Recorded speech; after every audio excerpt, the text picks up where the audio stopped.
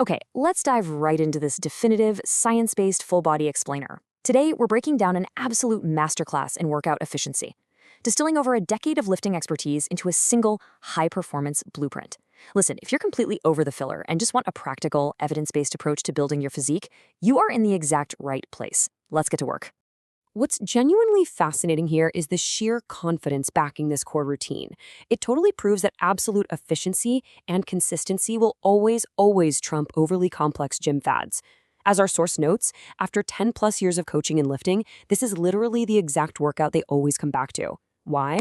Because it's the highly targeted, full body protocol that hits every single muscle group to give you maximum results in the absolute least amount of time. And the absolute crucial number you need to remember here? 3. You only need to run this complete protocol 3 days a week. That's literally it. If you bring the correct intensity and choose the exact right biomechanical movements, which, by the way, we're about to break down, 3 days a week is totally optimal for recovery and muscle growth. It makes the whole thing incredibly sustainable for your actual busy life. Section 1, Mastering the Upper Body Press. Specifically, we're looking at the low incline dumbbell press.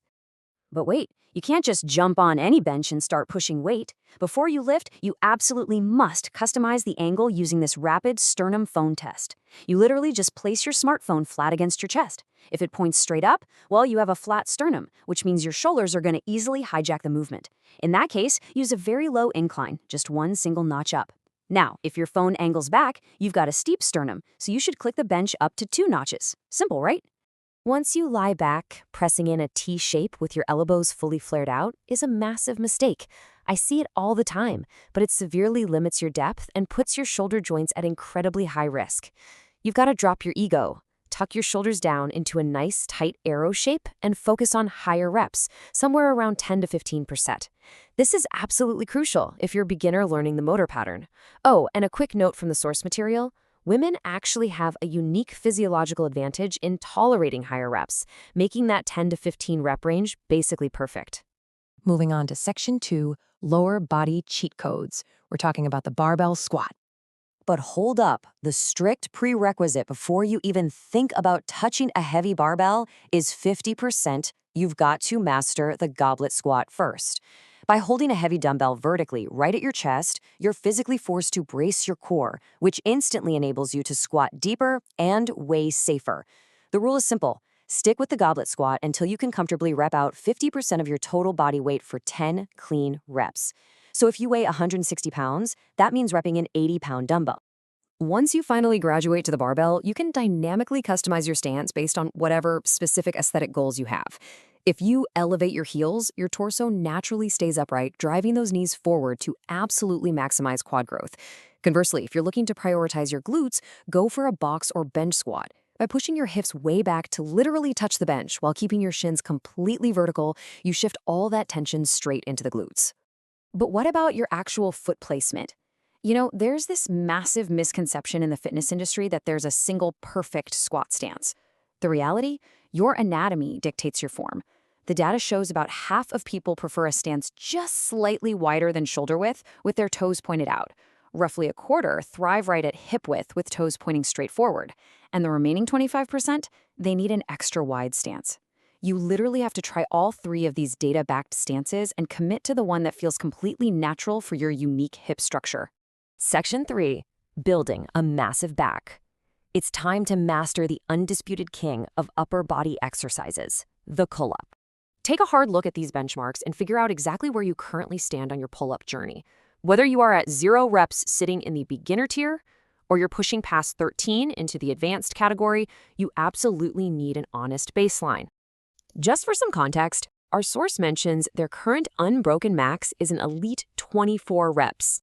Having a high retention challenge like this to aim for is exactly what keeps your training hyper-focused and intense. But look, if you're currently staring at a flat 0, how do you actually get there?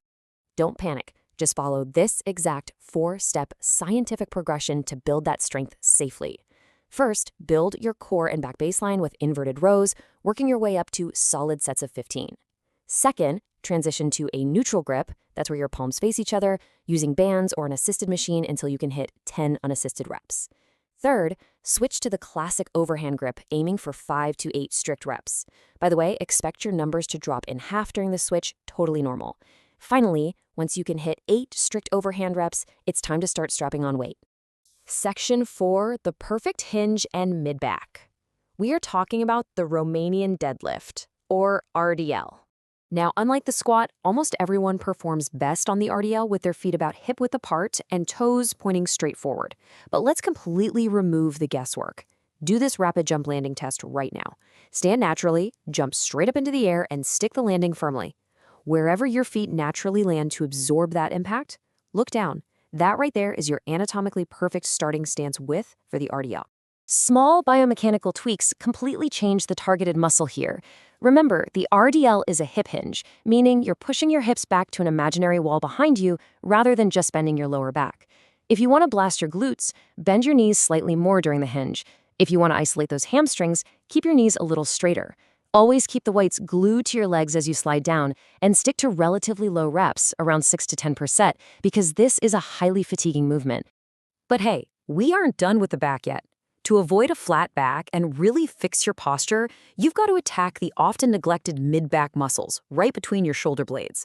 We accomplish this with an incredible lat pull-down finisher. Grab a wide overhand grip, lean back slightly, and pull your elbows back in an arrow shape, aiming the bar directly toward your lower chest. Keep the weight light for 10 to 15 reps.